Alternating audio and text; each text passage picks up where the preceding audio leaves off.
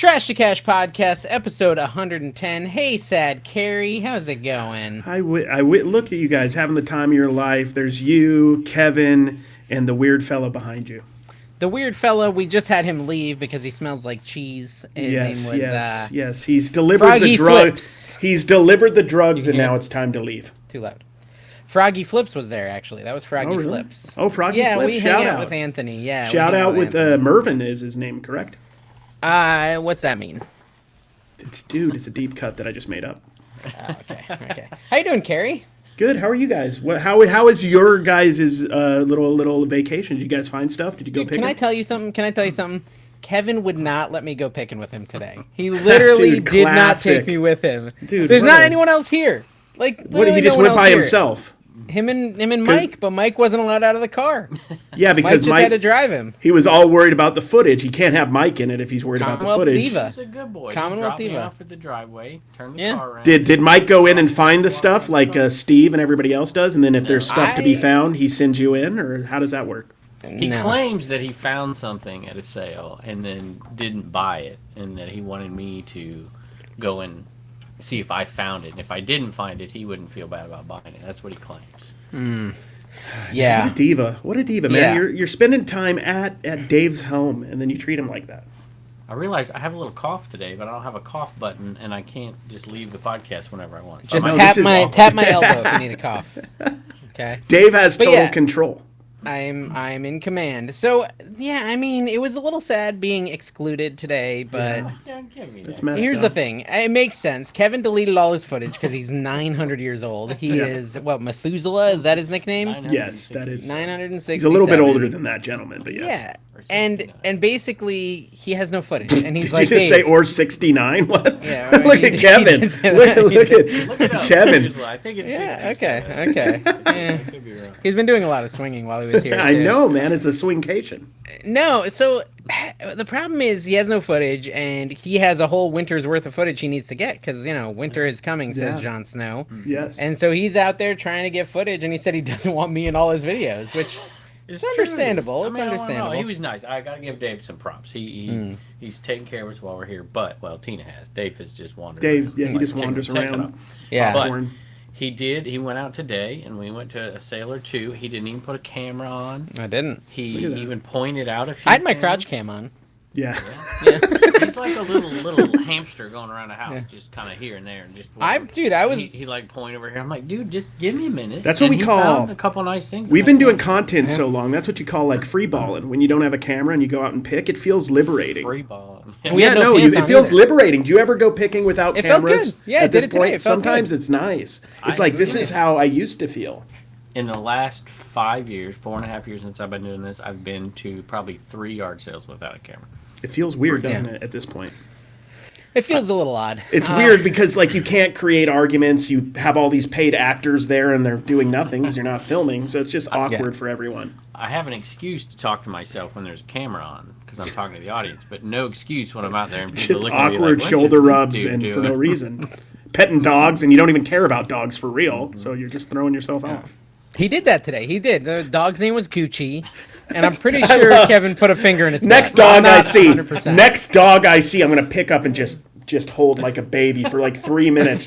I'm gonna go. Its tongue. I'm gonna go all in on the dog thing. I'm gonna pander. I'm gonna pander better than you guys. I'm taking Dave's cat with me when I leave. Oh yeah, Hazel. The audience. It's gonna come most of the audience knows Hazel. Yeah, Hazel. Hazel always has like half a poop on her at all times, just attached because of the hair. It's such a hairy, poopy cat. But dude, what's her face? Does she look happy or what, Carrie? Who? She's a grumpy cat. No, yeah, she's a grumpy cat. I'm like, what are you talking about? Who? She? Yeah, she's a grumpy cat. Yeah, cute cat. Yeah, Mike left the door open, and he said he woke up and she was just staring at him. Like in the bed, just staring at him. I saw Mike's like Instagram where she was like in his bed or whatever. Which technically it's her bed and he's in her bed. I was asleep and Hazel jumped up like literally in my face. You got to shut those doors. You got to shut those doors. Face. I'm like, what is this? Yeah, Hazel's a weird cat. So yeah, I mean, so Kevin went picking, and honestly, dude, it was pouring like all day. Dude. And so Kevin it just was like ruined crying his whole... like a baby. No. I drive down here. I drive for 10 hours down here. I wake up. I sleep for 3 hours. I drive for 10 hours down here, and it rains on me for 4 hours, like Noah's flood rain. Ridiculous. I'm like, what am I coming down here for, Dave? You could at least check the weather. Spend time with your dear sweet friend David, probably Mike. But well, listen, no, you know what though? Last night I made Kevin one of my routes. Carrie, you know my route lists. I kind of want to just have you make them for me every week and just send them to me for here. Yeah, exactly. For free. For free. I could sell that service, exactly. You honestly could. I made him a little route and, set him off on his little journey. It was so cute. Him and Mike got their little backpacks on, ready for their first day of picking. It was adorable. They held hands, frolicked out to the truck, and I said, "Have fun at school, guys." It was really cute. And then I met up with them at like noon. But they did good. Kevin, talk about picking in the Palm Coast area. He kind of downplayed it a little bit. Yeah. So I'm like, whatever. And then it's raining. And then they're like, let's get up, and we're talking to Mike, like, let's leave at 8:30. I'm like, leave at 8:30? Where do y'all live? It's Florida picking, baby. Ridiculous. And so we're retired down here. I literally set my alarm, and I wake up, and the sun is out. I'm like, if I wake up at home and the sun is out, I might as well go back to bed. I'm like, this ain't gonna work. But we went out and we found an estate sale right off the bat. See, we're in different worlds. I don't usually nod off till the sun's coming up, so. We're in totally different worlds, man. But I get it. I'd find clear glass, and we found quite a bit of clear glass. Lots of clear glass. CPAP machines, life alerts. Those every single week, the coolers that you put the ice in them, and then they shoot water on your knee. The knee machines. I was really expecting less vintage. And there was a little more than I thought, not as much as I see at home. And I was expecting more higher end. How many needlepoint sets did you buy today? That's not this town, Kevin. I did buy a sewing machine. Yeah, he did. Yeah. That's not this town. This town isn't high end. This town is a retirement community. Yeah. Tomorrow you're starting in Ormond Beach, Daytona. That's where I get my good golf bags. I get all the high end stuff. So this is how I describe Dave's town to everybody. Every time I go to Palm Coast, which has been a couple times, there's always a dude outside pumping iron with his shirt off. Just pumping iron. And it's been Dave Kevin. Both times. It's been Dave both times. Yeah, so I'm glad he had fun. I think you got some footage. You got a video. I got at least a video and a half until we went to the estate sale where Dave brought us to the most expensive human being in the history of estate sale. Actually, he wasn't even. It was a private pick. It was a private pick that I found for him. Crazy. This guy had tens of thousands of dollars worth of stuff. And he wouldn't really answer what his job was. It was a little shady. But he had some brand new Oakleys, brand new $100 makeup. What he wanted 200% over the cost of what they're actually worth. The all-clad argument that Kevin and him had. I'm sitting up there pulling comps that all-clad pen's a $500 pen, and I'm like, here it is on eBay for $200. Kevin was wrong. Kevin said it was $100, but it was some sort of fancy all-clad pen. I was wrong. Who pays $200 for a pan? You can't win in those sales. You can't win in a sale where the seller thinks they have a fortune and they don't even know what the real value is. We talking. I was at the card shop today, go figure, right? And there was a guy who said, came in with a card, literally said it was about $800. Of course, he was comping out what somebody was asking in a PSA 10, perfect grade. Yeah. They looked it up in front of him, and it had sold recently for 89 cents. How can you make a negotiation with that? Yeah. It's I don't at that level, the guy doesn't want it for free. He'd throw it out. He doesn't want to even bother posting it. So...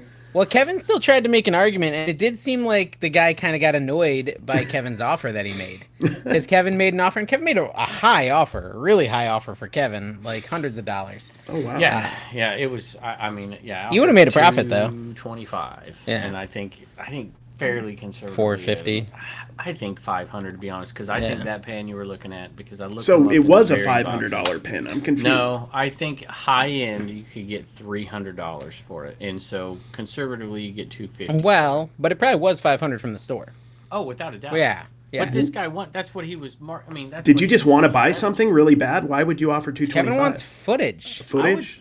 Carrie, it wasn't just that one pan. There was two other all-clads that were high dollar. Three others that were high dollar, and then a lasagna pan, which is probably $75 to $100. So I think there was $500 in there, so you end up profiting, I don't know. A couple $100. They'd sell fast, probably. In Bedford, that's like a $3 purchase for you.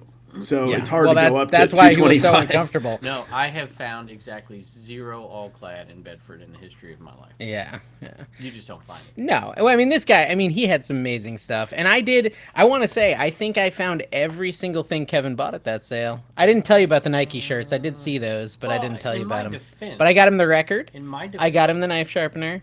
In my defense, I walked in there and I was looking at the extreme high dollar stuff and I wanted to get a price. The guy said, hey, just make a pile over here. I'm like, I ain't sitting here making a pile until I know. And the very first thing I asked him about, it was a BMW racing jacket. That was nice, yeah. He wanted $500. He wanted $500, Carrie. I'm like, this thing is like $200.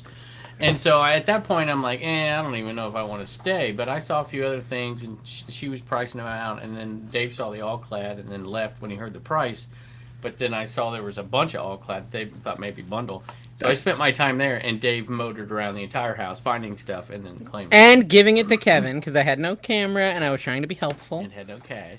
I had cash, actually. I had my fanny pack on at that point. That's the kind of estate sale where I look for like an escape route because I don't want any kind of confrontation. So I look for like a back door or a window I could just get through and then just leave without having to say goodbye. He thought Mike was stealing from him. He went into Mike. Mike was in the other room. He's like, are you being good in here? What are you up to? Yeah, this guy was... He was an interesting character. I do have a question, though. Was he stealing? Mike? Was Mike stealing? Probably. Hey...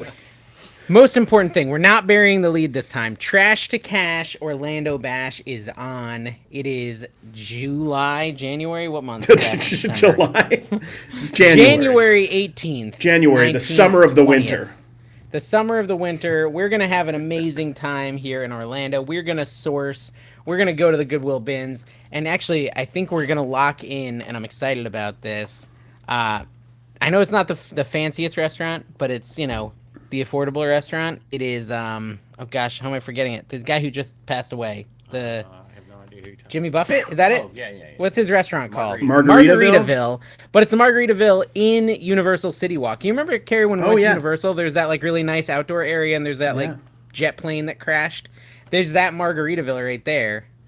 You'll remember if you saw footage. Okay. But basically, there's a Margaritaville there, and we're gonna lock in a place there, like a catered event there. And we've decided to do the event space, like the live podcast, a meet and greet, all at this DoubleTree by Hilton, right across from Universal. So it's walkable. So you literally can walk to Universal. There's a shuttle bus to Universal, so you can go over there for that event. Swinger friendly, from what I've heard. DoubleTree. Yeah, but it's a nice hotel. Now here's the thing: people were asking me about group rates. I'll put a link down below of what the name of the name of the hotel is. We asked for group rates, like a block of rooms, and it actually was more expensive than just going and getting a room right now. So, okay, so there's options. You can go stay at that hotel. Right now, it's $135 a night. You can find something cheaper. It's Orlando. There's cheaper stuff, especially if you're going to have a car. Feel free to stay anywhere. I'm sure me, Kevin, Carrie, we will be at the DoubleTree. Okay, so that's where we will be. That's where the meeting space is for like the event portion, and it is walking distance from the dinner. We'll have to try to like carpool to the golf, the mini golf thing, but it's gonna be fun. I don't like being that high up. It feels weird being so tall. So anyways, link down below. We have some tickets left. We didn't even talk about it till an hour in. Me and Kevin have intentionally not talked about it on our channels. Carrie has not talked about it on TikTok. This is the only place we've talked about it, and we're probably going to give you one more week before we start promoting it in those other spots, because, of course, we want you guys to have first access to the Trash to Cash. Yeah. So, okay, another thing. Everyone, Josh Harold Tornado has spoiled every single content creator in this entire space. Let me just say that. Okay. Josh charges enough. I'm calling you out, Josh, but also it benefited me, so I feel bad calling you out. Josh would, have speakers. And when he had speakers, which we're not doing, he would pay for their ticket. Like, the ticket would be free. Yeah. So that obviously cost him more money, hence one of the reasons his event cost more money to go to, right? We didn't want to charge $350 a ticket. We thought it might be a little tough because we don't have the draw Josh has. Let's be real, Kevin. And even you don't have it. So we figured we want it cheaper, so we're not giving away a bunch of tickets. I would love to give tickets to every YouTuber and friend and everyone who listens. I'd love to, but I'm not independently wealthy yet. One day I'll be as wealthy as a Kevin, but I'm not there yet. If you started listing instead of spending all your time at theme parks, maybe. Carrie, I have been showing Kevin some of my sales numbers. I'm here in Mara Devo, and he's got plenty of money. What's Mara Devo? What does that mean? That's a reference that's right over my head. Just let it soar over your head, buddy. Yeah, I'm gonna Google that. Anyways, promo ticks, link it down below. And Davo, I'm trying to figure out what this is. Mara Davy is an American actress. You can't look up Mara Davo. It's not going to work, Dave. I don't know you have to understand the root of what he's saying. Well, Mara. Type in Mara. How do I spell that? You're screwed, dude. Everybody. Marathon Digital Holdings. Yes. Well done. Okay. Well played. This is not helpful. Mediterranean restaurants. Dave does not watch the news. I do not. 6 years. I have not watched the news in the last 6 years. And you're a golf club aficionado, and you don't even know. Yeah. No, Kevin taught me about golf clubs, stuff I didn't know today. I sold a golf club like 3 days ago, and it had been listed for like a year. I wasn't even sure I had it anymore, and it was. Was it the one we there. bought? Was the one we bought in California together? Might have been. It was like it was a King Cobra. It was. We bought it together in Los Angeles. 22 bones, my friend. 22 bones plus. You paid $5, shipping. I think. You paid $5, I think. So look, not bad. That's the kind of profit I'm looking for. $7 to $8, super hard to ship, and it takes a year to sell. That's what I want. They're not hard to ship at all. Well, Don shipped it. Well, we don't have boxes. Hard to ship. Yeah, we didn't have anything prepared because we're not selling that. Where's the golf course? You got a golf course near you? Oh, in Vegas? Vegas has a ton of golf courses. Have you seen the golfing with the sphere and stuff in the background? That's where they have Carrie, drive yourself over to the nearest golf course and walk in and say, hey, do you guys have any extra boxes? They'll give you as many as you want. You can take them home. Okay. There you go. Free. Can't be free. Yeah. Okay, so, that's about it, guys. If you want to go, space is limited. You're going to have fun. You're going to learn. It's going to be a business write-up. We're going to talk about eBay. We're going to talk about eBay. We're going to talk about eBay. I'll teach you how to putt. Yeah, we're going to have teach you how to putt. We're going to have a seminar because there are a few different timeshare opportunities that we will have available for you. No, okay, so again, right now it's $135 a night for that hotel. So if you want in, get it. I'm sure the rates will go up because we're not locking in a room block or anything like that. That requires a lot of risk, and it's more expensive right now than just buying a room. $35. But also feel free to stay anywhere else. $35 a night. You could sleep on Dave's trampoline in the backyard. That's true. Look at the Coffarelli over here. He's just, dude, I'm trying to make you some side income. Thank you. I appreciate that. And Mike keeps smoking around him. Yeah, hey, that's the best smell coming out of Mike. I know. Gosh. Yeah, that is the best smell coming out of Mike. So the other thing, if you didn't hear, guys, at the Trash to Cash Orlando Bash in January, we have rented out a mini golf course, and the way it's going to be is the first hour they're going to clear, before we get there, they're going to clear out the whole entire course, and then we come in and we all start on a different hole.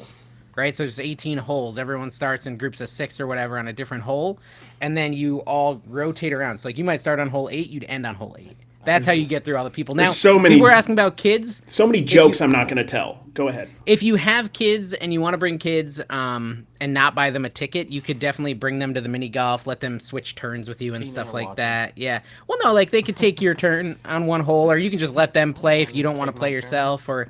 you could sneak them into your group if you golf fast, whatever. You can bring them to the golf thing. You could let them stay in the hotel room, and I mean, there's stuff they could come to the event where we're like doing the live podcast, the live whatnot. The only thing might be tricky is the Margaritaville because we're paying per head. That's where it gets complicated. That's when you might have to say, honey, stay home with the kids. Or to get stickers, though, or an autograph from Kevin, you will have to have had a ticket, correct? Is that what we discussed? No. I'm just saying, I'm someone with kids. I want to bring my kids. I don't know if my kids will come to the dinner. Tina might stay at the hotel with the kids during the dinner. Now, my wife, she'd be like, I'll be at the beach during the dinner. Yeah. I don't know, maybe it's a little far It's in Orlando, dude. That's like 2 hours from the beach. She's going to Typhoon Lagoon at Universal Studios. Yeah. She'll be at the pool. I'm be at Typhoon Lagoon, honey. Yeah, dude, Carrie, I did a whatnot. You were in there for a minute yesterday. Yeah, I was. We're doing all Mike's junk, right? Yeah. And you would not believe the quantity of swinger comments in that chat. It was insane. But everybody's like every 6 months we have to come up with like a new thing because they're getting tired of the old thing. We moved to the swinger thing. I'm pretty sure the next thing is going to be like secret serial killer, something like that. We'll come up with something. Necrophilia or something. Necrophilia. Just a tinge. It's a little light necrophilia. He is hanging out a lot with the death pile picker, just saying.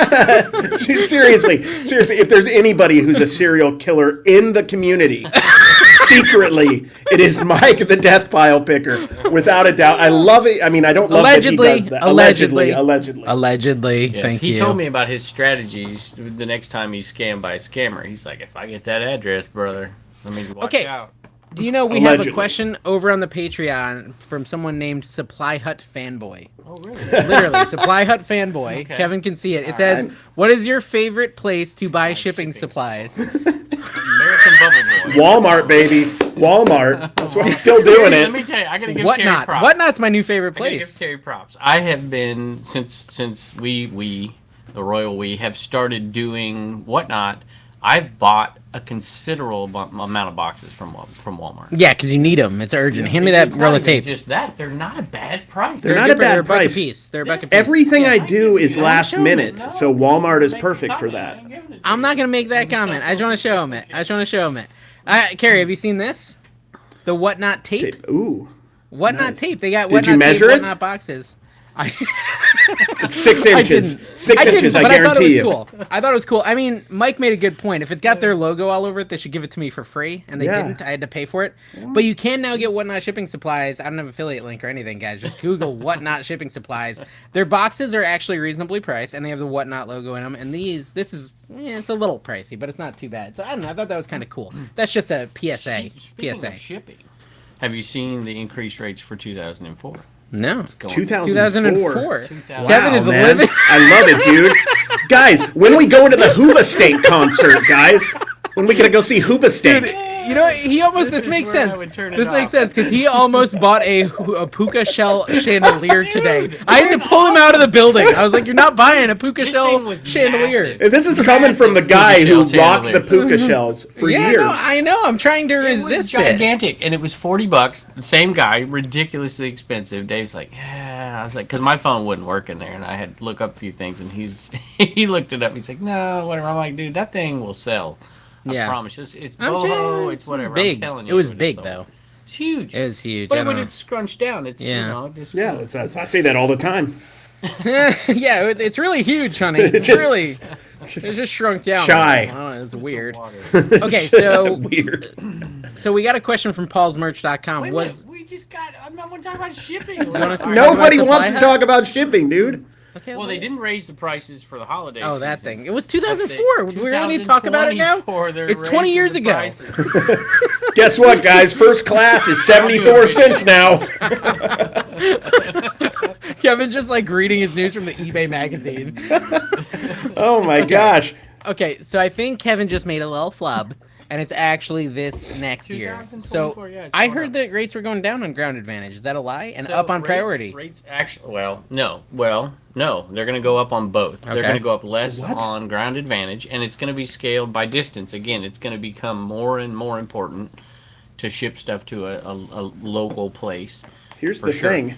You just, all you need to do is ship Nien Num, number to 125. This won't cost nothing. It's eBay standard envelope, baby. 63 cents. Yeah. It might be going up, but it's still cheap. Don't ship chandeliers or whatever the heck you were trying to buy. Puka shell chandeliers. What most people are missing, though, is that the reduced rates for the big-time shippers, and eBay's still going to get those. And if the percentage stays the same for eBay discounts, that 4% or 5% increase is going to be less. It's not good, don't get me wrong. Kevin's in the 1%. But it's not the sky is falling either. Normally what they do is they up it for the holiday season, then they end it in January 1, and then it goes back to what it used to be, and then they raise it at the end of January. So this year they didn't raise it for holiday season, but they're still going to raise it in 2024. And they lost 6. But you know what? Some viewers have been, and they enjoyed that, and I'm glad you did. And I think you should thank me and Carrie for letting him. Yeah, we let him. I don't know what he was talking about. Something about shipping being. Guys, if you can't afford a small shipping increase every year, here's eBay Insider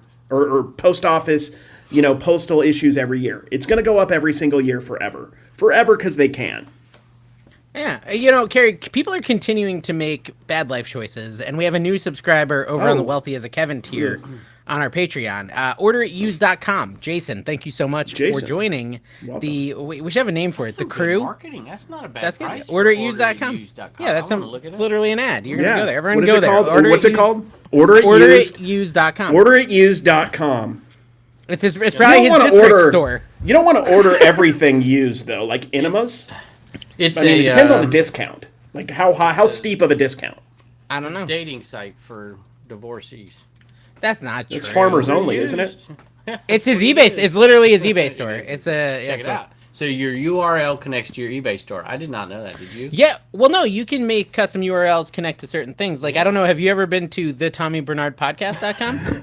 Speaking of like .coms and .nets and everything, we had quite the feedback from the district discussion last week. Well, hold on. We got to actually thank the rest of our Wealthy as a Kevin. Oh, yes, we first, do. Right? So go ahead and do that, starting off with your beautiful wife. Lady Arbitrage, how you doing, girl? I'm calling her your wife at this point. Yeah, I mean, it's common law. You're common law, yeah. Common law married. picker, right? Commonwealth, common law married. Common law picker.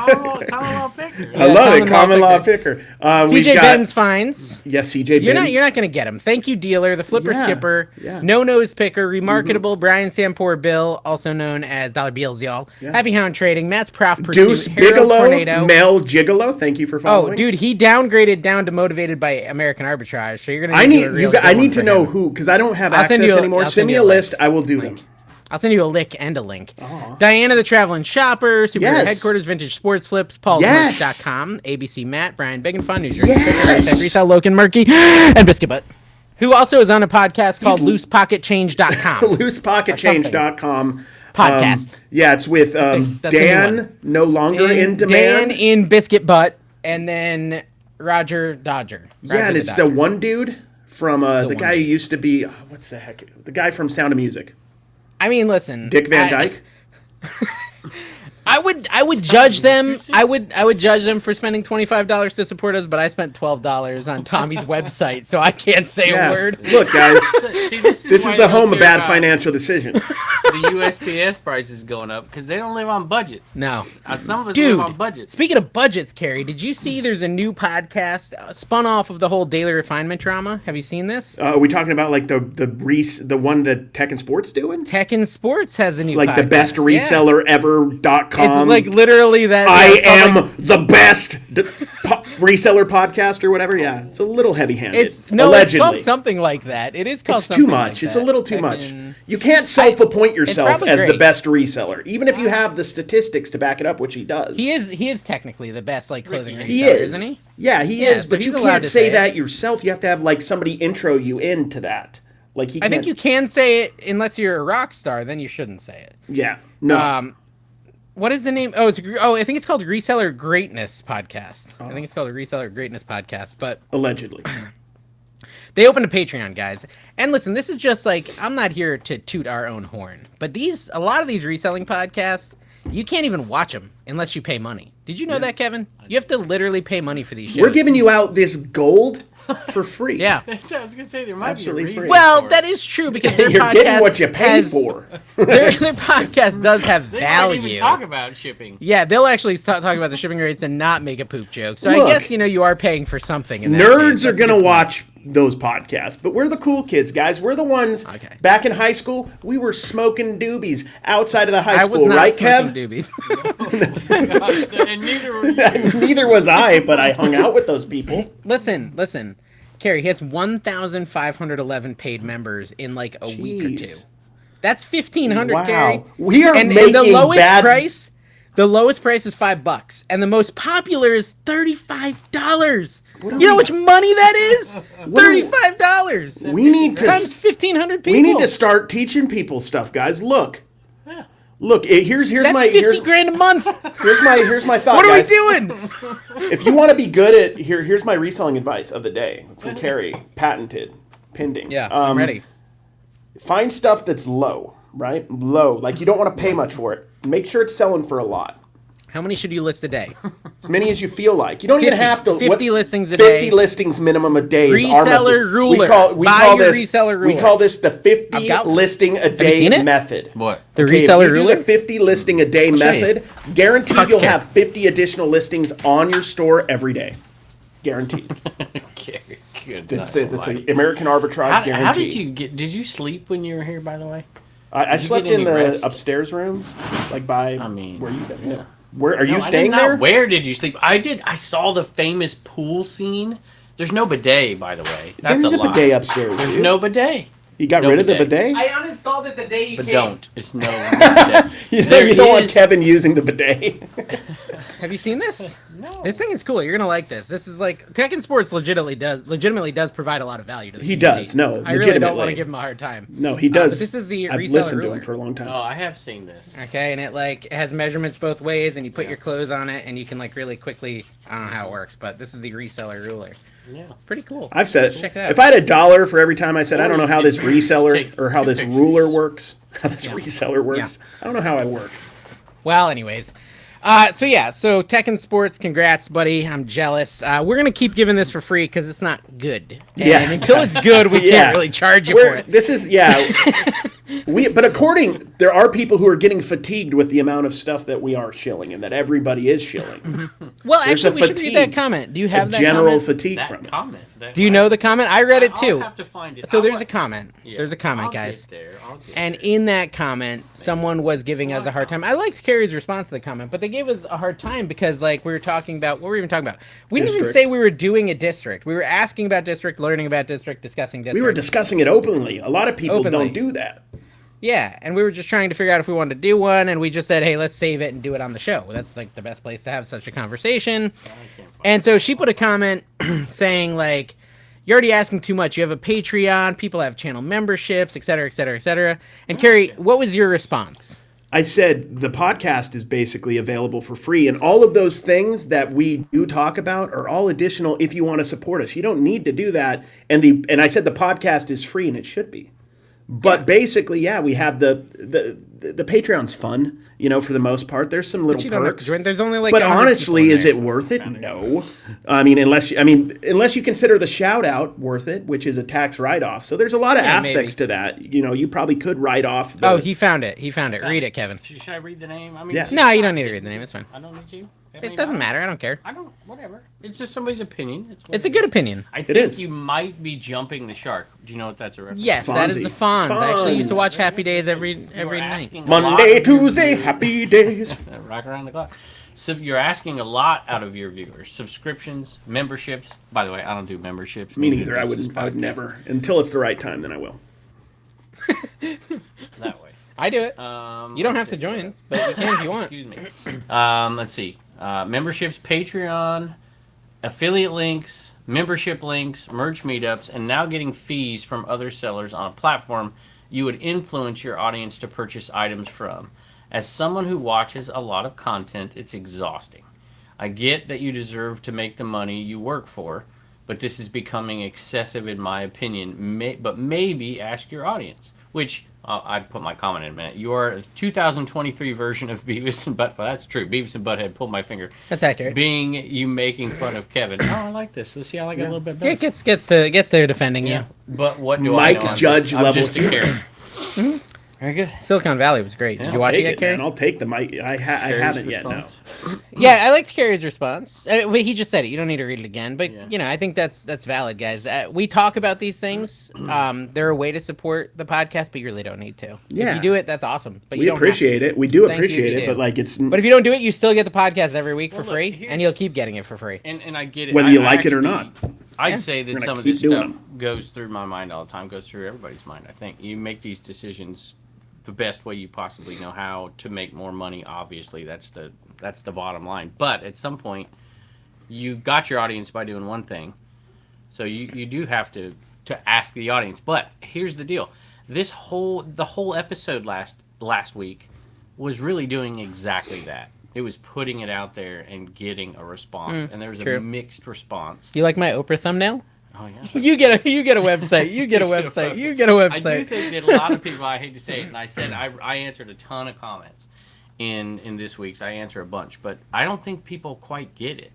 Quite get a lot of it, to be honest with you, and their responses. Some people do, and some people know what they don't know, but a lot of people are completely off base on this, and it's not out of anybody's fault. It's just they don't know.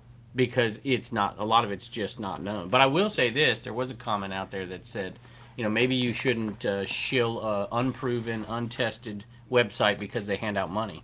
Yeah. Okay, so I certainly didn't hand out any money to us. I would like some of that if they are. Please. That's not going on. And that's what's funny about this podcast, and I think it's real, is we talk about it all of really what happens behind the scenes. We tell you the BTS guys. We know there's no money BTS, even for the very popular band. Even for the big folks that may be joining said website, there's not money being exchanged from everything it's really we know. A partnership, and I'm not here to defend anybody. They can defend themselves, but it isn't what people are just. It's not a multi-level marketing. It's not a pyramid scheme. It's not even close to a pyramid scheme. It's a partnership. Is what it is between a company that has created a backbone and somebody who wants to build a website on that backbone and then bring sellers into it. It's exactly to wait like to provide context because we haven't even said it. We're talking about a website called District. If you didn't listen last week, District is like this new thing that's hot in the community.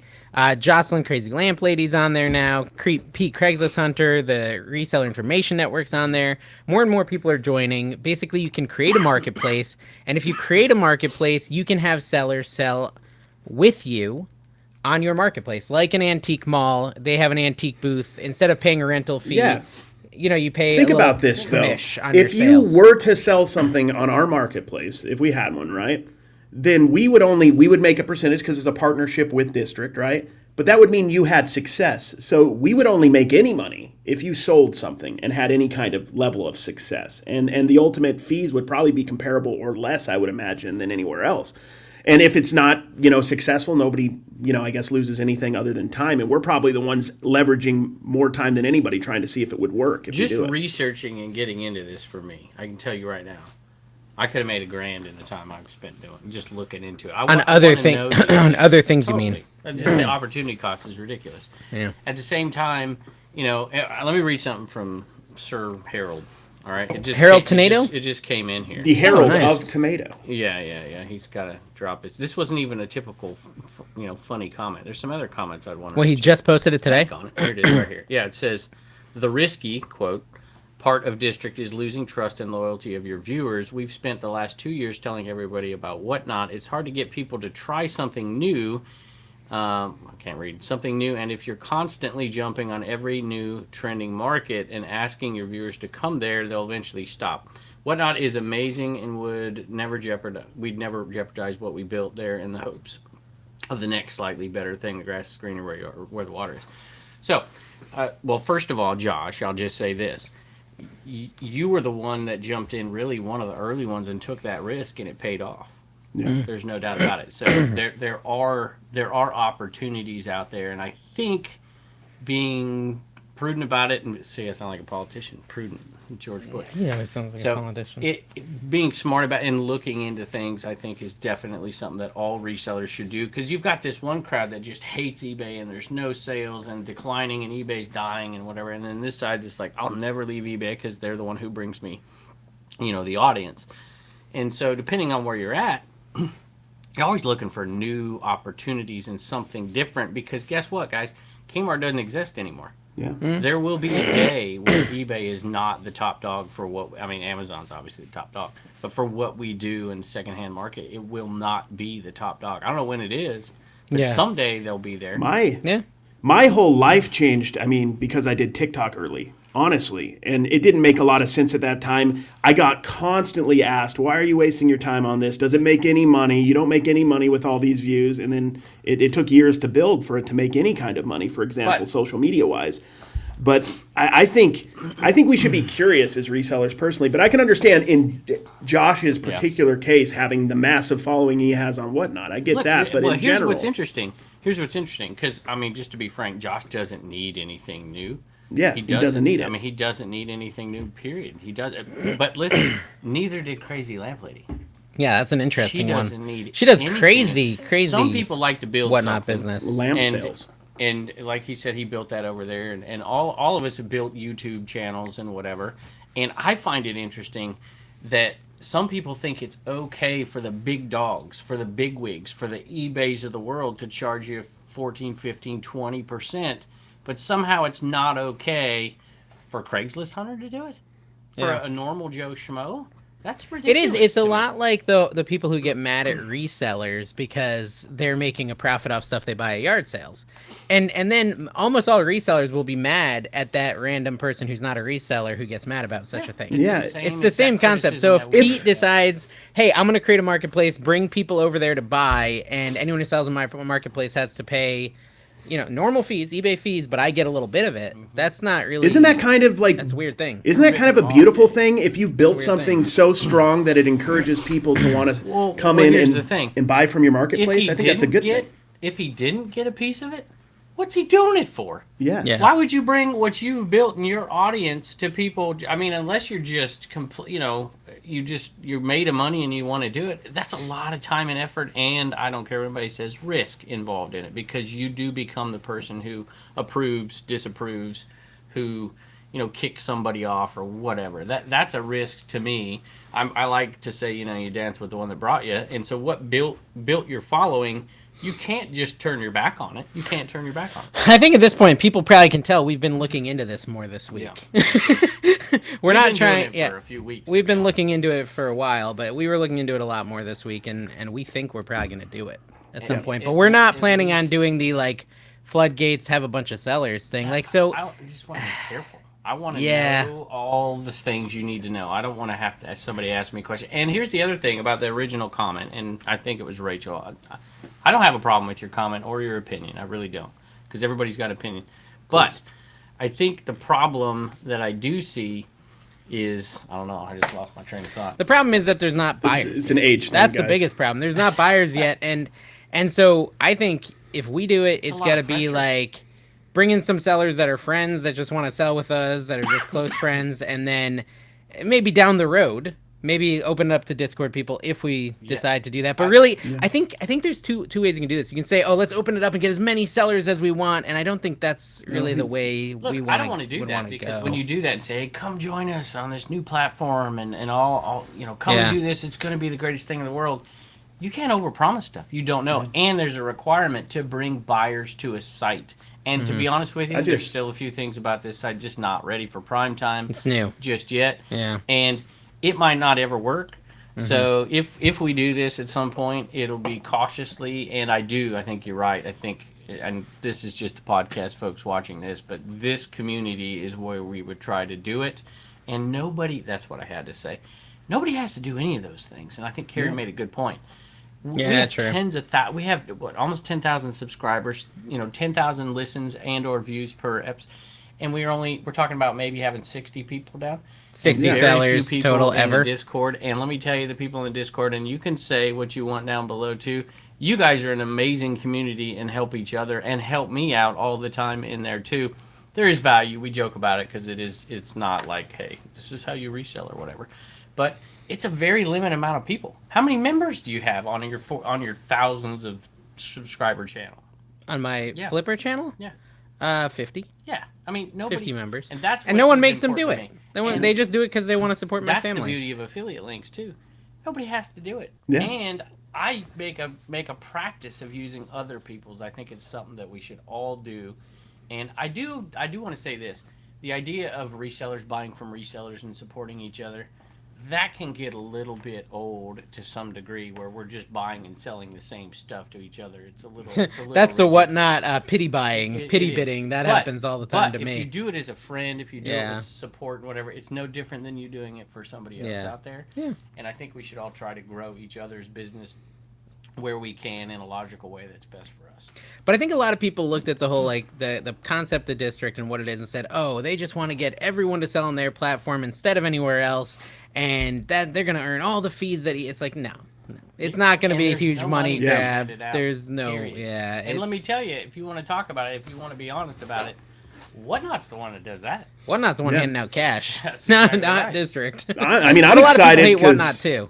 I'm excited because maybe I could show you that people actually sell sports cards, because that's going to be my main focus. There was comments in there, and we're talking about the ones that are anti, and there's plenty, and a lot of them were not right. A lot of them, we're confused about what the platform was. That's one thing, right?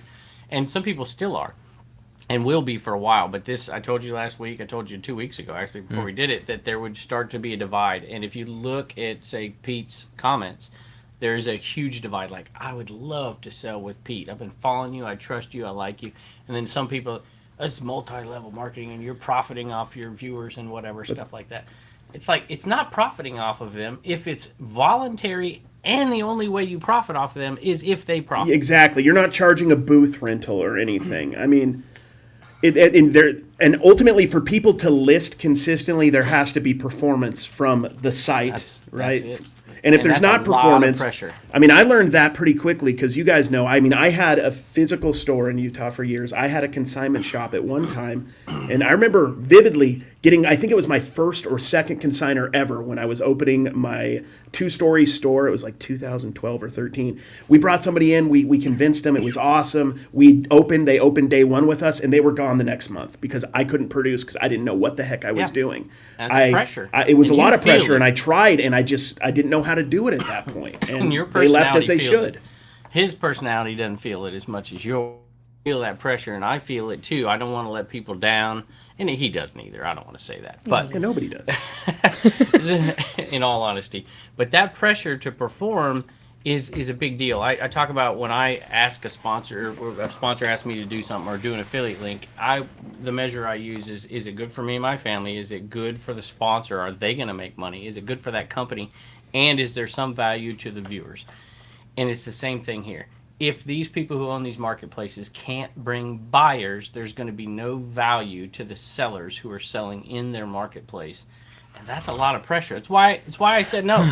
It's why I declined it myself, because I don't think I can bring enough buyers to support enough sellers. It's going to take a big effort by a lot of people if it's going to work. Yeah, if we're going to do it, we're going to do it as a group. The three of us, for sure. The three amigos. The three musketeers. If the ones who choose to, there'll be no pressure whatsoever. I think they're the first in line if it ever does get up and running off the ground. That's just my opinion. I haven't talked about it.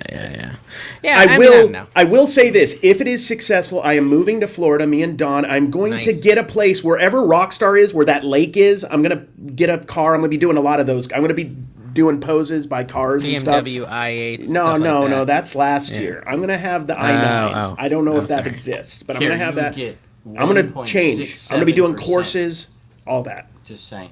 Is it that much? I thought it was just 1%. 1.67% at a 5% charge rate. Right. That's the way it works. Yeah. You'd have to sell $1 million to make 16,000.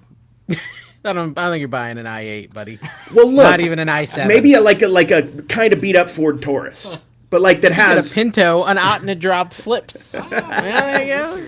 Yeah, backwards Ford Pinto. Look, as soon as the money comes, what I'm saying is, I just want people to be prepared. As soon as the money comes in, my personality totally changed. Totally changed. Yeah. I will forget everyone. Yeah. Yeah. Anyways. I'm super bored of this. Let's move on.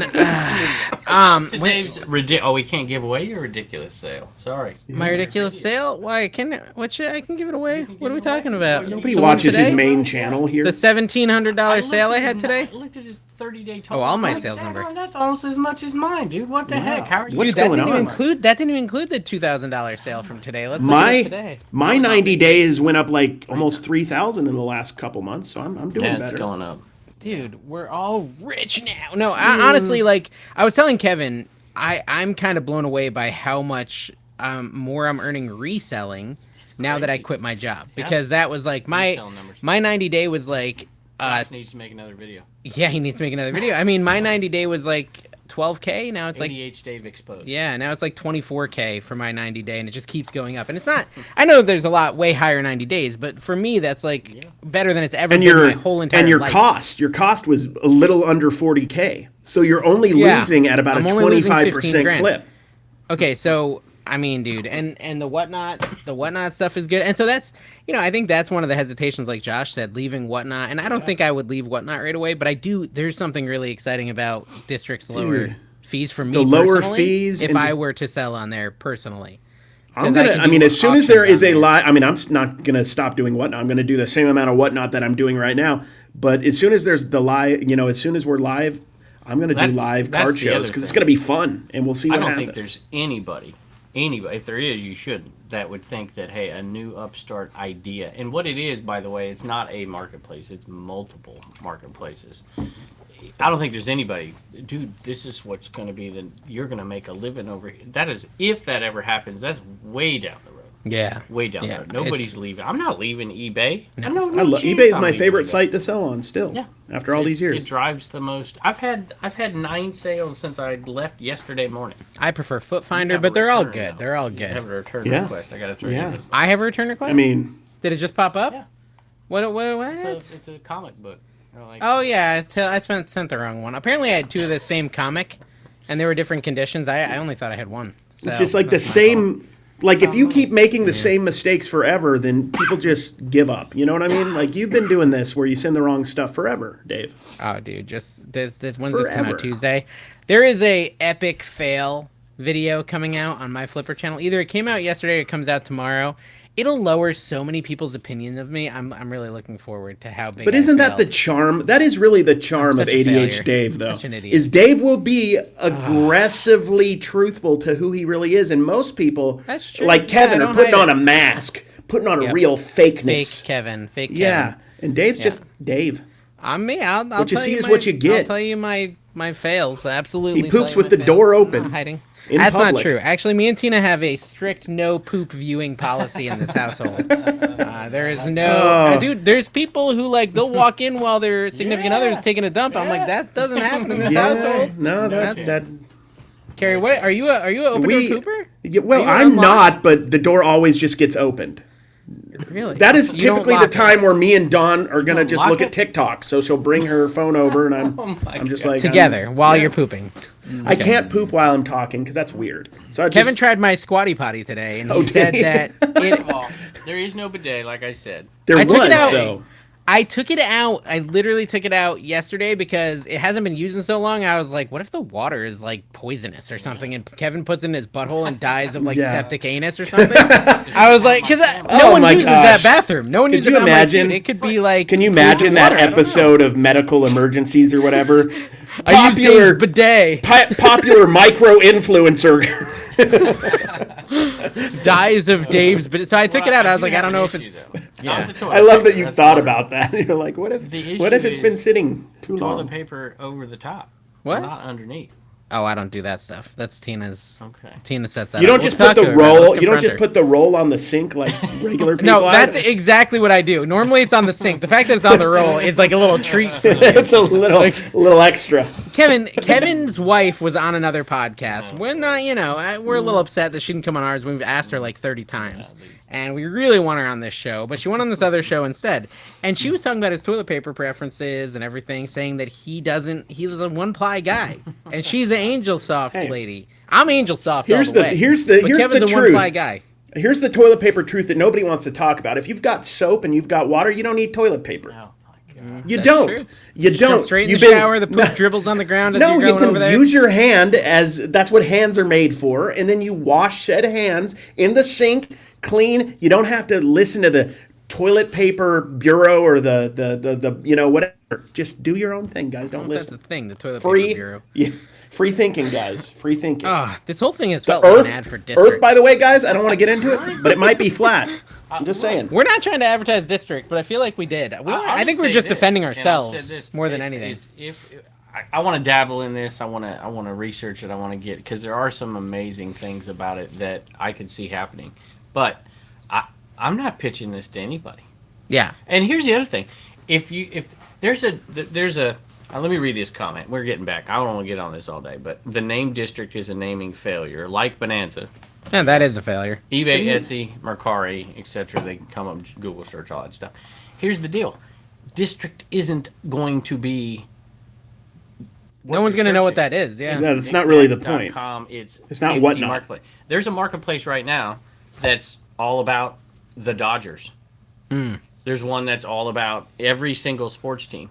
Yeah. And it's a place for people to gather that have a single solitary interest, and then they can buy and sell in there. So it's going to be 500 different marketplaces. It's not going to be District.net. That's not what it's going to be. It's a multitude of marketplaces.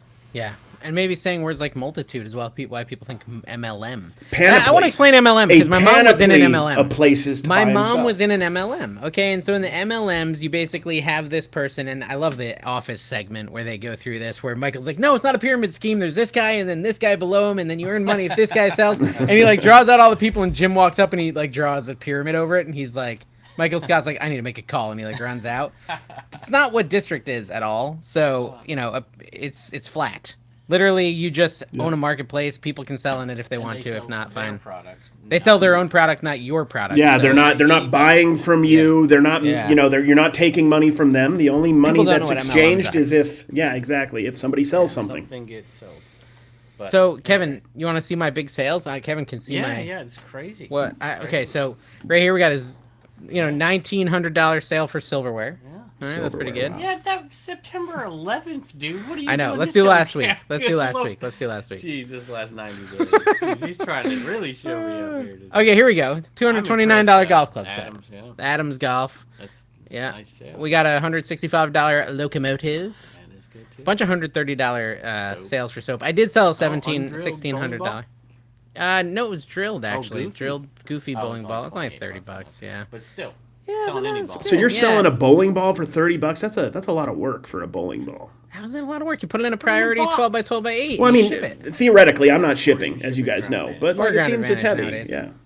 It's heavy. Just put it in like a trash bag. I shipped a TV yesterday. Literally one of those 13-inch TVs.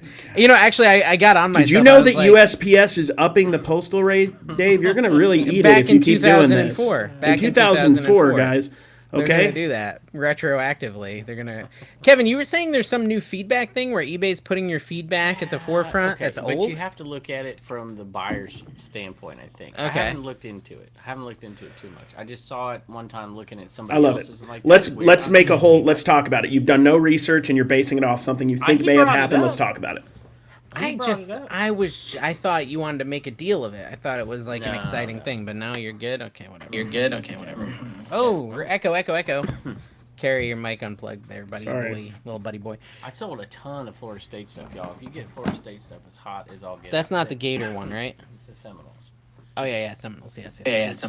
Didn't you find? Pile picker. Carrie's giving us issues here. Is it better? I don't know what happened. Test. Yeah, it's better. Can you hear me? Didn't you find a Seminole starter jacket today? Yeah, so we went to a state sale, and I saw what I thought was like a T-shirt bro in there, and he was carrying around this maroon and red. I'm like, oh, dude, that's a Florida State, or it's a Redskins, but we're in Florida, so I figured it's Florida State. So I asked him, I'm like, Florida State? They look similar.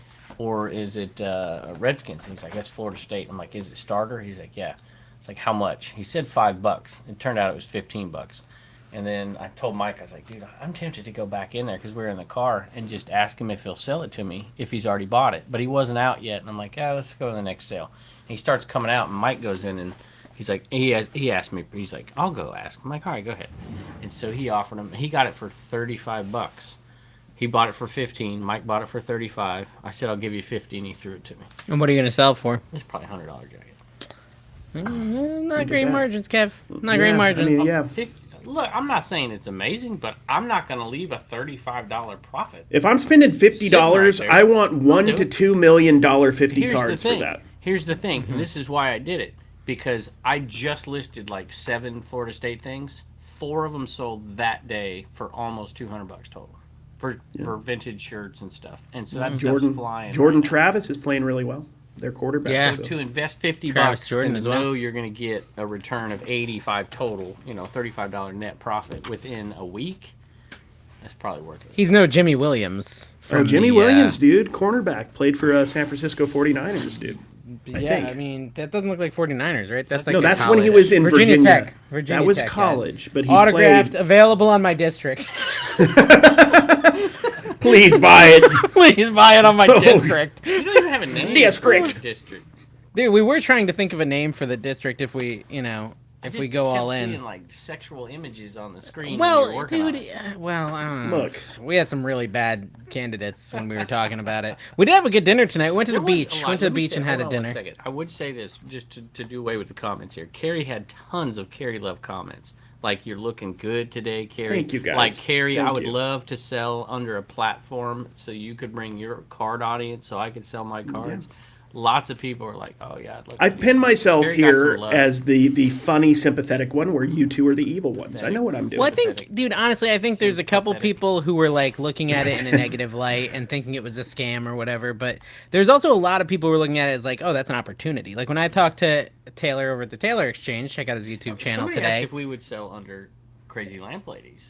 Yeah, I was, maybe. Yeah. Probably not, but maybe. It's not the right kind of product for me. You don't have to sell. You can apply to anybody's. You can sell under anybody's. You can sell You could sell under multiple, couldn't you? Your own marketplace. Yes, you but could. The key is you got to drive traffic to it. Yeah, you can make your own marketplace and get people to sell under you. Like literally, yeah. He's a paid member now. He's a paid member, so he can tell. Yeah. He can say I'm a swinger too.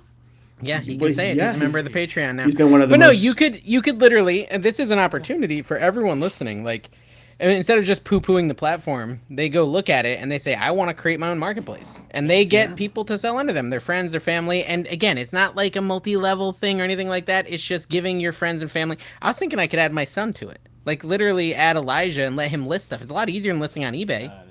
Yeah, and so like that, that sort of thing. I mean, like with me and Dawn's gonna do her own thing. Like she'll probably get into plushes and she'll have her own little domain that she, that isn't like our eBay. We're both posting different kinds of stuff. Think about this. Thing. So say if like we talk about my buddy Chernock and he's doing reseller. He's one-stop shop. One-stop shop reseller.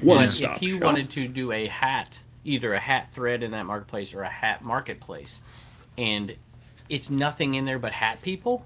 Like these Facebook groups that are dedicated to one thing, but there's no selling options. Cool idea. So it's basically a Facebook group or a Discord that has community around it where they can buy and sell what they like from each other. If they find this, you can sell it. If you see something you like, you buy it. When we were talking about this, I was talking to Ivan, one of the people at District, about Discord, like in the sports card community. There are sports card Discords where people are selling tens of thousands of dollars worth of cards, like on the regular, and there's no system. Basically, District could be the Discord type system where you can actually implement buying and selling within it. Do you think eBay will try to implement some of these things at some point? Where it's community? I don't. Especially like a Discord-like function would be interesting. Wouldn't be a bad idea to. That'd be cool. Think about. I think so. I mean, listen. Again, I've been doing a lot of studying, more studying than Carrie. I guarantee it. And I don't even know if Carrie is like. I took notes. I took notes for our movie podcast. You did nothing. You did. I saw that. I saw 3 degrees from Carrie. But no, I was playing around with this platform today because anyone can go play around with it. Can try to be a seller on people's platforms. You can try to sell on Pete's or some other. There's a bunch of other Vamp, I think, is one virtual antique marketplace. All these things you can apply to sell on if you want to. You can apply to make your own marketplace. All this stuff. But I was playing around with the magic comment thing. And that is pretty cool. And I think eBay should totally implement that because they try to do did they? Well, no, but they've tried to encourage you to post stuff on social media, but it's a link that brings you to eBay and buys it. So this is cooler. I played with this today. So what this magic comment thing is, it's gonna like revolutionize the way people sell stuff on Instagram and stuff. Like TikTok. I've actually it's like TikTok Shop kind of, but basically you just like find a product on District, you press a little share button. I shared it to my Facebook, and it says in there, write claim in the comments to buy, and it's like a picture of the item with the price. And then Mike was with me. I was like, write claim in the comments. Let's see what happens. It instantly messaged him with a little invoice that you click pay now, like check out, and it takes him straight to District, and he can just buy the item that he had claimed. And the claim feature will hold that item. The claim feature will hold the item. See, I have done research on this. It will hold it for an hour. So or 15 minutes, depends on what you set it. Yeah, you can set it at different times, I guess. So that's, I mean, dude, if eBay integrated that'd be awesome. If I had a card that was awesome, I would say, hey, Carrie, would you share this out so I could see? Heck yeah. I haven't done it as much, but I have made thousands of dollars selling cards through Instagram, and then the back end is always the hassle. Like, I got to get your PayPal, Venmo, Cash App, whatever, and then there's no protection. And there's no protection, but this would basically eliminate all those issues. So if I had a dirty stained plush, I could say, Dave, please share this one out. A Dave special? his audience. It's a Dave special. We'll Dave buy it. special. We love him. He's all We like- love them all. I'm excited about tomorrow. I mean, can we talk for a minute, Carrie? Tomorrow, you should have come down. It's a 150-mile yard sale. Literally right through my town. Well, we didn't even know 150 Kevin yard was sale. going till like a few days ago. So. Yeah, Kevin was pretty indecisive about it, and I'm excited he came, even though we're not picking together tomorrow either. We're not. Yeah. Me and my mom are going north and coming south, and Kevin and Mike are starting south, going north. We're going to meet in St. Augustine, Ponce de Leon. Yeah, Carrie. dude. Ponce. And we're probably going to have some lunch at Columbia or someplace in the Take in her to old the village. popcorn place, Late- man. I should take Kevin to the popcorn Took me place. to the ice cream place. I took him to the ice cream place near the beach. You've been there. Yes. Didn't order The waffle best ice cone. cream. Yes, that place is dope. I man. ordered a great ice cream. And I took him to a little restaurant. Did you guys on go in the beach. water? That's so calming. That It was like a nasty day, dude. It was a It was nasty day. rainy, dude. Yeah. But yeah, Carrie, we took Carrie in the ocean. dude, Did you I know that? loved it. Like it was like if I lived there, I would go all the time just to float, and just think about the world. And pee. oh yeah, and poop. Let's not just say one orifice, but both. He's never been to the A1A, and neither have I, so this would be interesting. I'm excited. A lot of times, so I have this like thing, and maybe it's like not the right way to think about it, but I always think, okay, if you live near the beach, you paid like $3 million for your house, you probably had to sell all your stuff.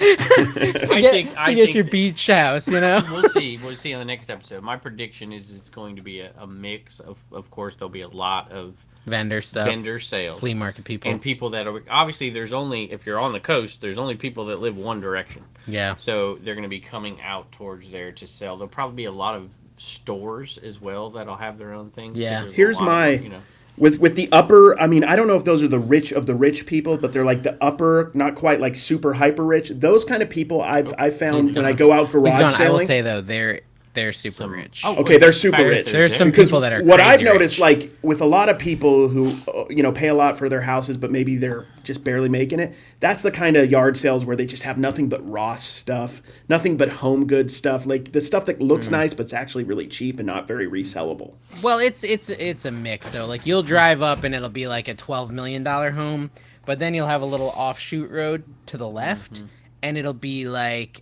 $1 million homes, but they're they don't little look like $1 million shanty homes, If they're like 10 miles off the California road, $1 million yeah, homes, if you know what I mean, like Los Angeles $1 million homes, and those are generally where like you're basically finding little scuba feet, maybe a snorkel or two, and maybe a boogie board, and a shell cross. That's what I will say about here. Minus the estate sales we went to, the bulk of items at these sales here, like if I go to a sale out in the country, there's a yard full of stuff a lot of times, but these sales were like way small. They're retirees, and they just put out Some of them one are table. funny. There's a 96-year-old woman today. Really? And she was giving Mike grief. Mike's being sweet. I know we tease Mike, but he's actually a gentleman. He's a gentleman.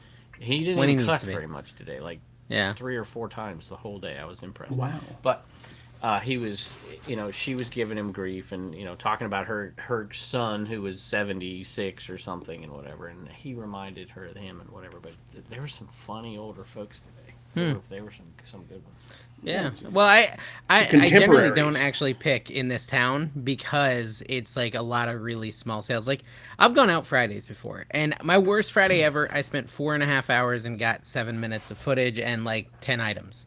Like there's been some really rough days. did Like good. the guy who opened his garage, and he had the 2 tables with like nothing. Yeah. That I met you at. Yeah. There was a day I I went was to like very only glad those. that Dave wasn't picking because he would drive ridiculously fast. By the time we get there, Dave was already in there and had already I've through looked the whole through the place. stuff so I could point it out to Kevin when he And came he in. did, and he did point out. Actually, no, I bought.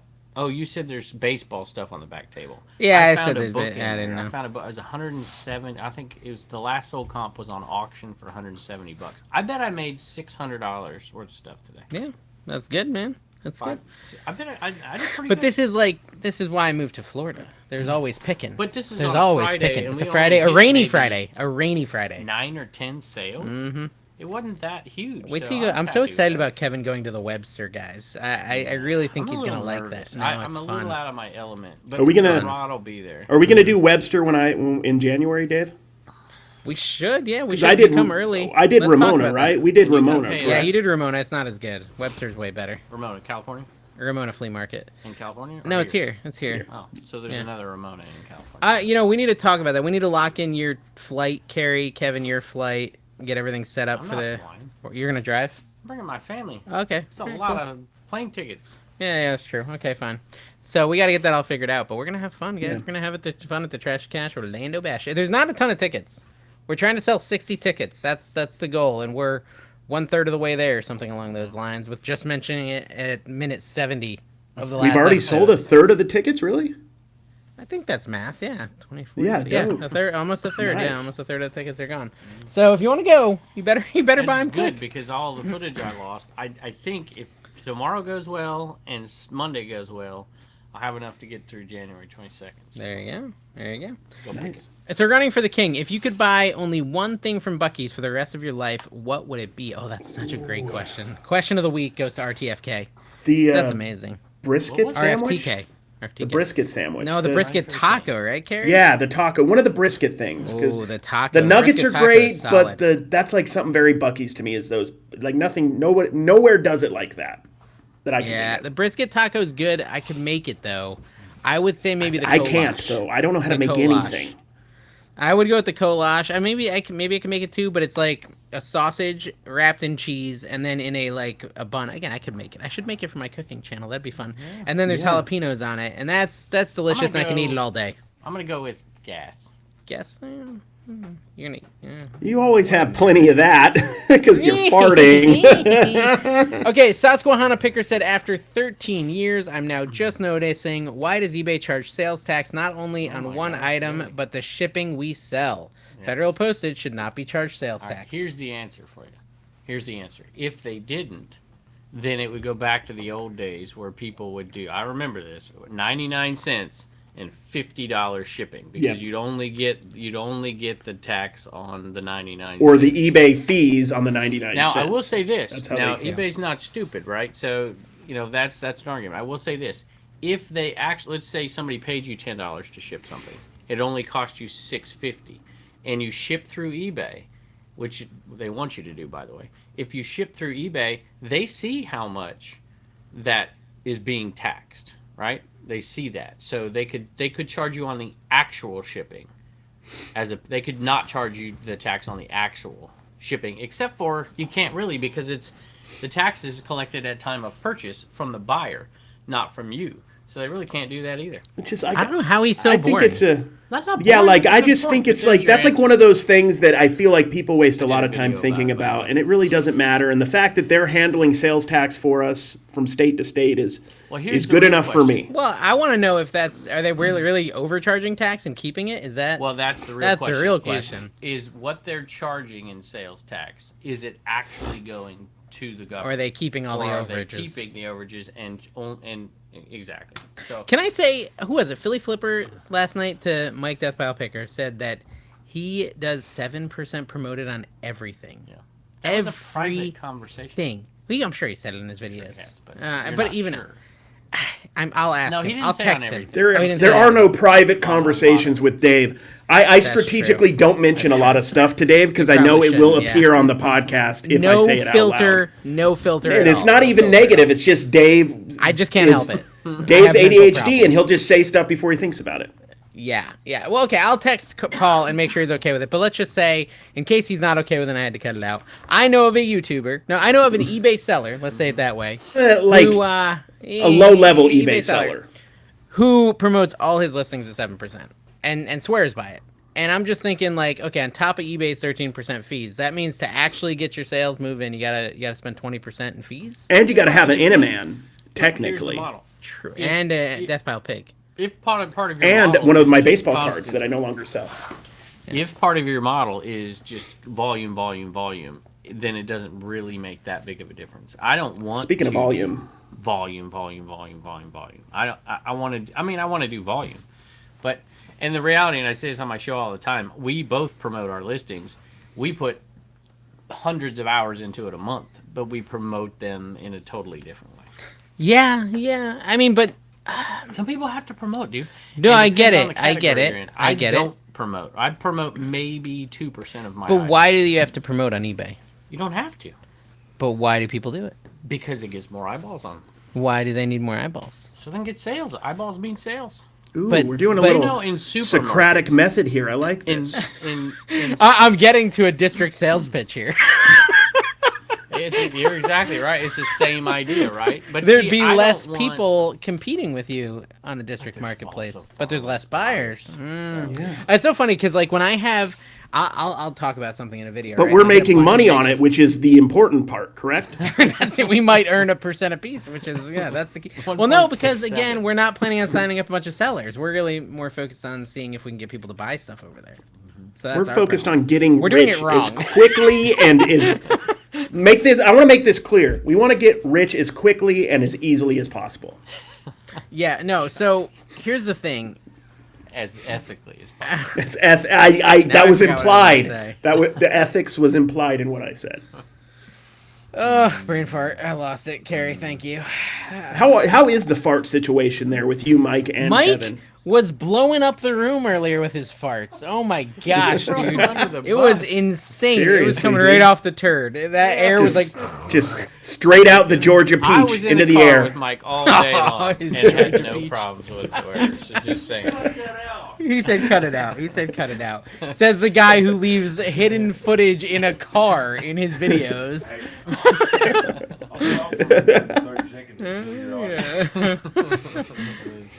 No. Oh yeah, that's what I was gonna say. So there'll be times where I like do a video on my flipper, and I'll say something that gets a bunch of people triggered. They're all mad at me. They're all yelling at me. And like in the next video, I'm like, oh, I've got to address this, and I'll like record like 10 minutes of me addressing it, and then I'll go to edit it and I'll be like, that's just gonna make you argue again. Like they're not gonna agree with me. They already made up their minds, and so I'll delete it out of the footage and just not even. And I'll just drop it. Oh, all right. So you're talking about arguing with somebody who made a comment? Yeah. Well, like in my video. Well, I'm just saying, like talking about district, we're not changing anyone's mind. Oh no, people are going to believe what they believe for as long as they believe it. No, but I think, look, because I respond to stuff all the time. I respond to stuff when things are said that I know for a fact aren't true. Because it does eat away. Look, everything we're doing, there's a trust level. I mean, there has to be, right? Yeah. Look what's happened to some of these creators we've talked about where the trust level is gone. Yeah. If there's not a trust level, you got nothing. So I will respond. Well, we're certainly transparent. That's a little too much. To a fault. So I think there's a reason to respond to some things, but I don't respond to that person. Yeah. I present it to the audience and let them mull over. It's much like responding to a negative on eBay. You're not responding to convince the person who gave you a negative of anything. You're trying to have that response there for when people go through your feedback and they go, oh, negative stuff. Yeah, like, you're actually responding to other people, not necessarily the person who made the comment. Yeah, and that's why I get whatever. I mean, people can make comments, but I read the comments of other people who are doing things, and it's like, man, that's an unfair comment. That's an unfair comment, and it's like, man, these people take an attack, and none of them need it. Like I said, crazy man, she don't need this. I love to build stuff, and I can't actually physically build anything. So partnerships and communities gives me That's joy. actually not true. Ever since he got here, he dug a little hole, and he's been pooping in it, and he's trying to build the poop all the way up to the hole. Yeah, he keeps wanting to show you his poo hole. He's like, come check out this poop hole I have. Look how much poo I got in my pool hole, Dave. He's so proud of his poop hole. Can we make this a thing, kind of like the swinger thing? I would like that. Mike just held up a sign. He says, if you can't trust District, trust TommyBernardPodcast.com. Exactly. Oh, well, is he? We should reroute the link to Tommy's district in Pete's district. His store in Pete's district. Tommy, I'll do that, man. $100. $100 is all it's going to take.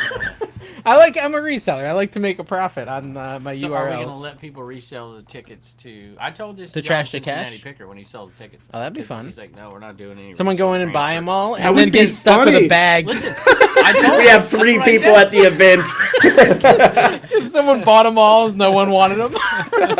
But listen, because he had to deal, those events are, I don't think people realize. Anybody out there who ever says people are getting rich, there's been one that I know of that made money, and that was Josh's first FlipCon.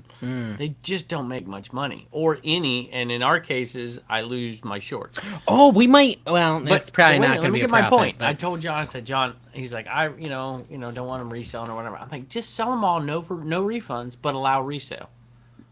I said, then you won't have to deal with the headache of 50 people wanting, I can't come or I got sick. Just allow resale. People might make a profit on them if they really sell out. Right. Yeah, that's a good idea. People do it they've done it with my merch all the time.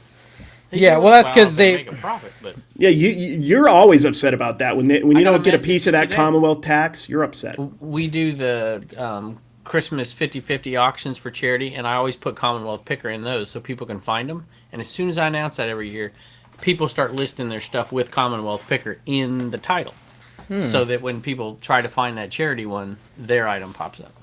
Really? Are they donating to charity themselves? Kevin's gonna Vero Commonwealth Picker. If they do it. Time to put the Vero hammer down. But I got a message today I told you about, didn't I? And people will tell on you, they'll tattletale. They're like, they're taking your name. I'm like, whatever. Speaking of like Vero, so Velcro is to Commonwealth Picker, right? What is the hook and latch for what's another way to say Commonwealth Picker without actually saying Commonwealth Picker? Just say like redneck swinger. Like what would be a way to say it that everyone would know? Oh my god. My kids were asking about Kevin's little addiction to nicotine here, and I said it was because when he came over to Virginia, he wanted to feel more Southern, so he took up the spitting. Have I spit? Can I tell you something else that was revealed? Okay, I'm going to tell you. No, it's already out there, Kevin. Be careful. I'm revealing it. All right, I'm revealing it, and you can punch me in the arm if you don't like it. But Heather revealed it. Heather revealed it on the other podcast. And it's probably not. There's two things. The reason he had to quit chewing is because the multiple occasions where she drank his spit. For the record, I only remember one time, and it was. You shouldn't let her on other podcasts if you don't want this stuff out there. At that time, she knew I was doing it. I had done it. Look, I was a baseball player, y'all, for my entire life, and/or a baseball coach. Poor Heather. Double bubble, dude. You just double bubble. That's all you need. The shredded. Wait, what happened? No, give us a detailed story. I don't remember, and she's gonna tell a story. So tell us in the comment, Heather. Tell us in the comment. We want to know. He quit. In how old am I? But he's still been spitting in my mouth since he got here. 6 years, 5 years. What? There we go. I don't dip. There was something else I wanted to say about the Vegas thing. I mean the Orlando Dave thing. Some props. No, I had Mountain Dew here. Actually, I give Tina some props, and I had Blue Moon here. Yeah, Carrie, we always Tina always. I'm assuming Tina does this. Always has all the Michelob Ultra for Dawn. Mm-hmm. I always just have like carrots and Diet Coke. I feel like you're trying to tell me something. Carrie doesn't need anything. It's not even real Diet Coke. We just put water in there. Dave is a complete mess. I thought Dave was like, oh no, he's bad. Did you really think that? I really did. Oh, I'm a slob. And I see every 8-9 minutes, Tina's in here. Like, I've seen Dave. She's picking up everything. I've seen Dave leave the restroom, sit down, play Cards Against Humanity with us for 20 minutes, and then just randomly say, "I think I forgot to wipe," and then go back into the bathroom. It's that bad. No, but always Tina's like, no, remember I took care of it. No, I got that. I took care of it. It's the exact opposite dynamic of me and my wife. You were telling me that. And she'll do some packaging and stuff, and which I appreciate very much, baby, if you're listening. But she'll take the little strip off the poly bag. I do this too. I do this too. I throw it. I'm like, it's fun to throw them. The trash can's right there. And so they stick to you because they're static, and then you go until they go flying, and then you watch them fall. Put them in the trash can. No, that's not right. A ticker tape parade every day. But I don't complain. I just wait till she leaves. And then shipping ticker tape parade. I want to see the Photoshop. Jackass Retro. Me and Heather throwing them up in the air. I got a good one for you. You know who Jackass Retro is, right? Yeah. That morning show, the ship show. Yeah. And he has a recycle box, and he even takes those strips off, and even the priority mail ones and stuff, and he saves them all, and he uses it for packaging. That's some dedication. That's a bridge too far. Yeah, that's some dedication right there. Just strips off. Because then you just have to have a bunch of them just lying around. But then someone gets a package with all those sticky strips. But you know what I do? With your Rolo thing where it prints off. I don't have a Rolo. My Rolo broke, literally. Right before you came, I bought this real cheap crap on Amazon. I got a link. No, I bought an $80 one on Amazon, guys. It works the same. Just saying. I should get an affiliate link for it. Save everyone some money. So, listen, with those, do you keep those... Go look at it, Mike. Do you keep the backs of the Rolo things when you're done? That's a big, long strip. I use that for packaging. What are you talking about, the backs of the Rolo thing? Well, when you take all the labels the off... The backs of the sticker. Like, you peel it and you got all the paper. Like, I don't know. I throw them on the ground. There's one right there. You do one at a time. I do bulk shipping. Dude, it's actually... So you have a big, long strip. It is the... I throw them on the ground, and then they disappear. I don't Kevin, you're missing a money-saving opportunity here. It's the cheapest form of toilet paper if you use that backside of the... That's less than a ply. It's not even a ply. Smooth to the touch. If you leave a sticker on there, goodness gracious, you're going to have a wild time. Other than cereal boxes. He wants some creative packaging. I'm so bothered that I had a brain fart. I hate it when Can you make the AI thing of us just holding toilet paper in this one? What if we're stuffing boxes with toilet paper? Yes. I can try to pull it off. Just like little pieces of poo. Yeah, I like that. That's a good idea. How's Q4 out there? Oh. Q4. Yeah, I heard that's going on. I heard Cool Kevin complaining about it on his live show. He said he had no sales in the last day or two or something like that. 2 times lately. Yeah, and I'm just sitting here selling on Poshmark like a boss. Selling every morning like a boss. Every morning I wake up and I say, "Dear sweet Krylov, dear sweet Krylov, did you read Sweet Monkey? I ask you to give me more sales," and it happens. Carrie, I made my first ever Poshmark sale. Yeah. Did you? And it was a freaking lighthouse. And he didn't know how to do it. Kevin had to show me how to do it. But yeah, Sweet Monkey, Kevin wants me to read this comment. Which shipping tape tastes the best? Why no flavored tape? I mean, you rip it with your teeth, right? Trash to cash merch idea. Why don't you have It's tape? that. I don't know how to use it. It's the Duck brand one that's like the super sticky that has the really acidic smell. Oh my gosh. Do you have a tape gun? I might have one. I don't know how to use it. Do you know how to use a tape gun, Carrie? I don't know how to use a tape gun really. See, it's a thing you have to learn. No one taught me that. It's not. Yeah, well, no, you just made it weird, by the way. No, Kevin, the problem is... Do it like a normal person, Kevin. Goodness gracious. I'm not doing it again. Slower. And look into the camera. Like, deeply.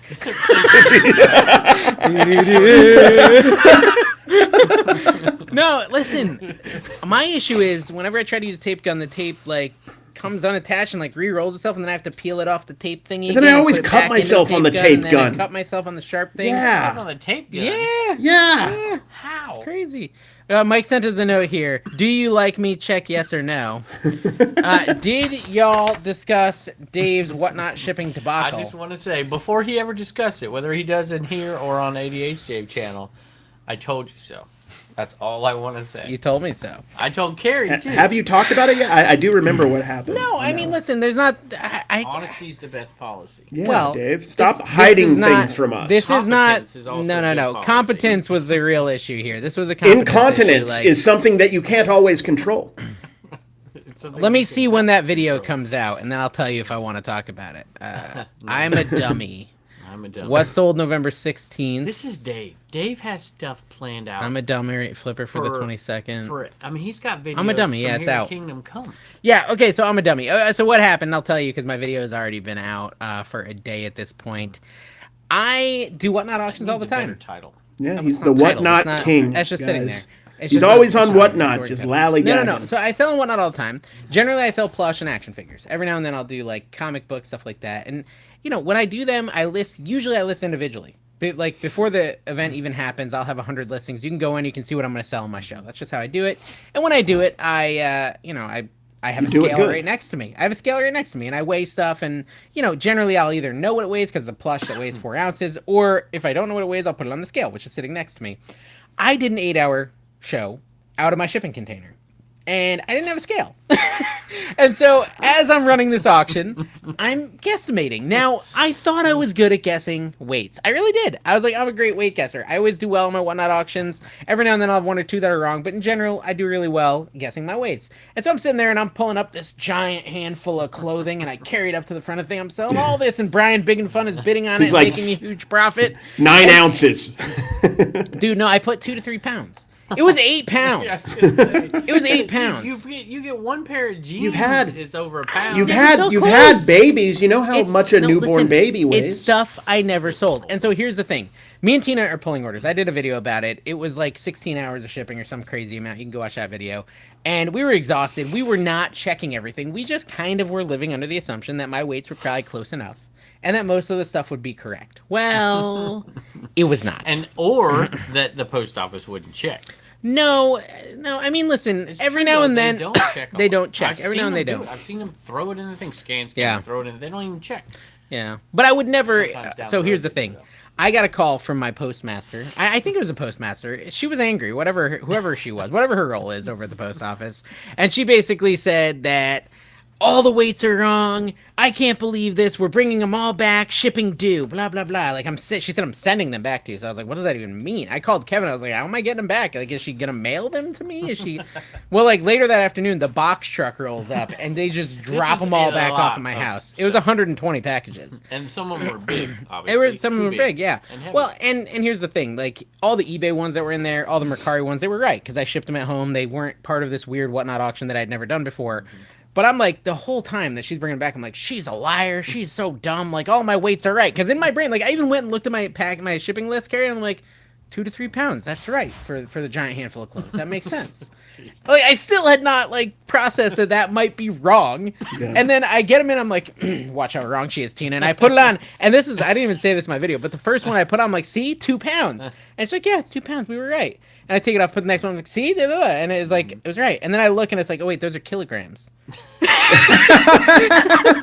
So, like, I don't even know how much a kilogram is, but I'm laughing. It's more than a pound. It's like 2 pounds or something like that, okay. 2.3 pounds. So, yeah, anyways, it turns out like 60 to 70% of these were wrong. And they were wrong by like a pound or two, a lot of them, and this is why the postmaster freaked out. But during her freak out, she told me they're never picking up for me again. And I was like, that's probably just something she's saying. They haven't picked up for me since, Carrie. Yeah, we can't trust you. Yeah, they said we can't trust you. So you can sneak them by. Are you going to start dropping your stuff off at a different post office? No, me and Mike brought them in today. They don't love it, me bringing in 100 packages like we did today. But see, there's where my beef was with them. I'm like, dude, it's like, what do you... It finally boiled down with my little episode. It was about a year ago we did this. It finally boiled down to, I'm going to drop these off here. Are you not going to accept them?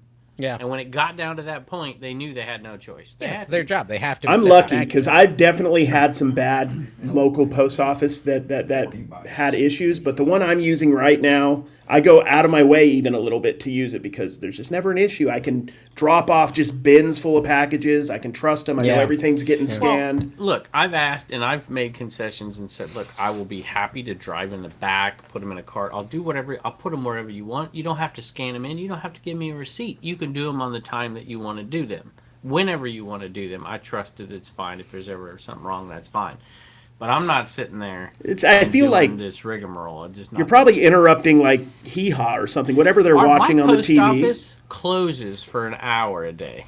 They close right in the middle of the day, 12 to 1. There's nobody there. The thing that bothers me is the year and a half of giving them correctly weighted packages. Yeah. And then just one time I screwed up. I did screw up. This is my fault.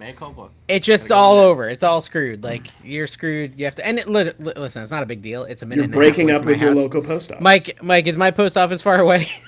Well, it's literally down the road. So it's not a big deal. Like, it's in a 15-minute inconvenience. But it's still annoying. It's still annoying. It is. And so, you have to put up with the disappointment when they see your face. Yeah, they always get angry every time you show up with 100 packages. Yeah. That's ridiculous. I mean, I get They're never happy. Can you imagine the teacher? Oh, I have to do my job. Oh! Right, but can you imagine the teacher when the kids walk in? I mean, I understand not wanting it, behind the scenes, but when they walk in, be like, "Oh, you're put a smile on." Yeah, I remember vividly.